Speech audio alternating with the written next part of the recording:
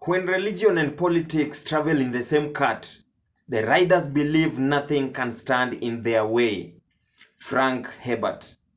My name is Jacob Emos, Sync24 TV, and I welcome you to another episode of Catch 24 Show. Well, before we get into this, our topic of the day is religion and politics. We've seen the rise of religion in our political scene, and I just thought that we should talk about it to get to understand this. Before we get into it, ladies and gentlemen, kindly subscribe and click that notification bell so that anytime we post, you get notified. We've seen the rise of religion, especially Christianity, maybe because Kenya is predominantly Christian. So we've seen the rise of Christianity, the clergymen delving into politics. They're openly rooting for certain candidates. President Ruto has managed to use Christianity to achieve his political ends. Was it genius or otherwise? We've never seen any politician cry as much as Ruto has cried. Since 2013, when he was elected deputy president, the guy has cried. His loyal wife is always by him to support him. He's always patting him on the shoulder whenever he's crying, trying to calm the president-elect down. So, ladies and gentlemen, last Sunday, I also saw Governor Sakaja. He attended some church in Nairobi. The esteemed governor was even welcome to go and join the praise and worship team of that church, where we saw him playing guitar as he danced. He wrote there, I saw it he even wrote it on his Twitter account, commenting on something like the child of God. This is the rise of Christianity in our political scene. Some of the candidates, especially Raila Odinga, has been gaslighted. Everybody is almost questioning if he's Christian or is a witch doctor. Well, only time will tell. Deputy Rigathi seizes every opportunity to call his wife pastor. Well, I didn't know his wife before. I didn't even know he was a pastor, but anytime he's reintroducing him of late, he must mention the fact that he's a pastor. I wonder.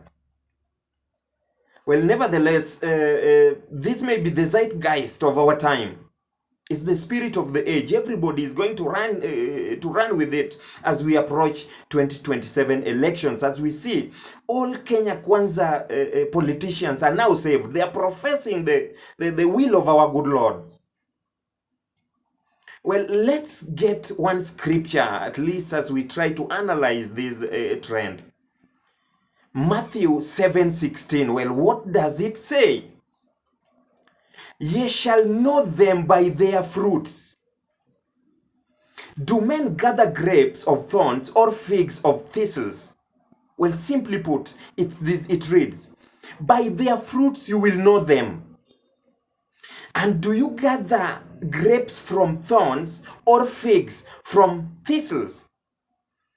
Let us look at some interpretations of the early church. One of the persons of the scholars of the early church that puts it quite well is Gregory the Great. Well, the man says that just like the Pharisees, the hypocrite is restrained by peaceful times of the holy church and therefore appears to be clothed by godliness. But let any trial of faith ensue.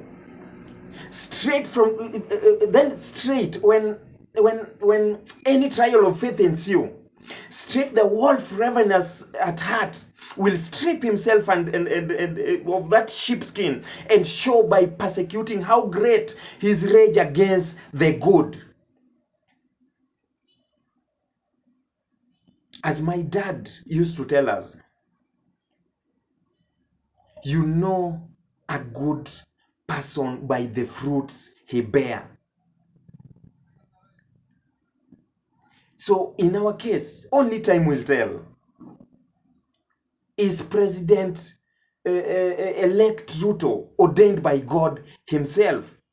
To that extent, yes, because God doesn't interfere in affairs of men. We elect our leaders. You remember when Saul was being, when Israelites were advocating were begging God to give them a human king.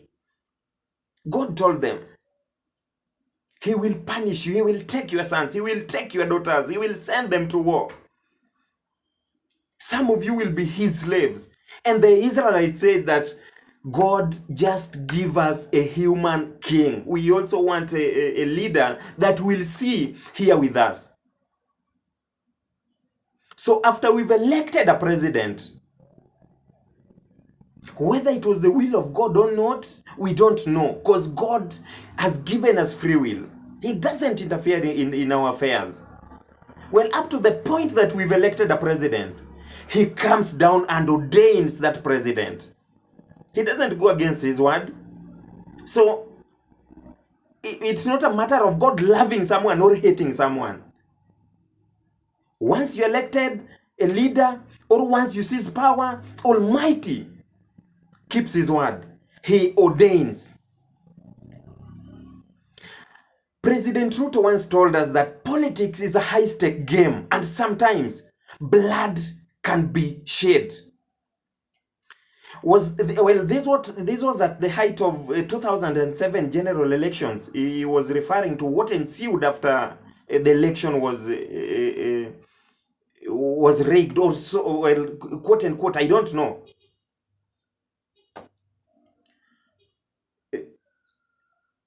He made that statement. So I asked the question. I'm asking you guys a question. Was that the Pharisee within?